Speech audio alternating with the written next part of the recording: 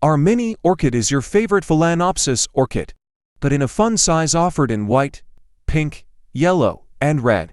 You may notice a small number of blooms on your orchid. Upon delivery, these blooms will open quicker in a warm indoor setting.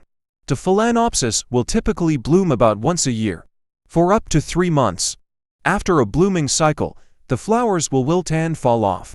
This is the orchid's way to store up energy, to rebloom again next season. Miniature orchid arrives in a clear 2 inches grow pot. Nestled into 2.5 wide ceramic planter, each plant is unique. Size and shape fluctuate by season, so all measurements are shown as a range. Orchid measures between 5 to 10 tall from the soil line to the top of the foliage thatch. Plant care thrives in bright indirect light, but can tolerate medium indirect light. Direct sun tolerance is species dependent. Water every 1 to 2 weeks, allowing potting medium to dry out between waterings if kept in decorative cash planter. Pour out excess water after watering. Expect to water more often in brighter light and less often. This is a pet-friendly plant.